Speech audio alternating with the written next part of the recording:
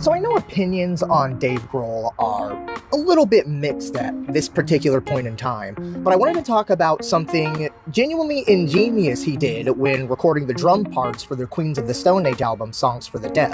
So as a bit of context for the non-audio engineers and non-audio technicians out there, drums are notoriously frustrating and difficult to correctly mix and to correctly record. The main reason for this is because of something that's called bleed, which is when a microphone is picking up unwanted noise from another sound source that is also being separately recorded on its own. The most common source of bleed when recording drums comes from the cymbals, because not only are they the loudest part of the drum kit, but they also they ring out for a really long time. And bleed can be extremely frustrating, particularly in the mixing stages, because when you put all of the tracks together, if there is a bleed in one microphone, when you overlay the track that the bleed comes from, then it causes a phenomenon known as phase cancellation. Any audio recording of a sound source from two different sound sources, and you put them on top of each other, they kind of like cancel each other out, and it gives this effect of like this kind of thin, tinny, warbly sound to it. And if this happens in the mixing phase, what happens is either the mixer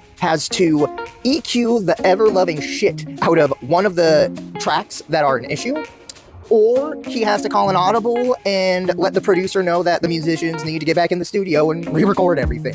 Fun, joyous times. So here's what Dave Grohl did to avoid that specific issue and made sure that it would never come up at any point within the production process. First, he recorded all of the drum parts without any of the cymbals being played or recorded. So the first record he did, he only hit the drum head. So like snare, the toms, the kick drum, all of that, those were the only parts he played.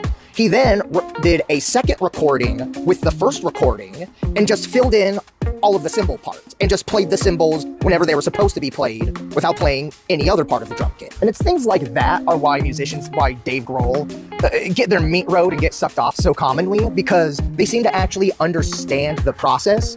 Like one of the biggest horror stories I've ever heard is that Kanye West would record some of his vocals, like his actual, like the vocals for the song to put into the song, were recorded on his fucking iPhone.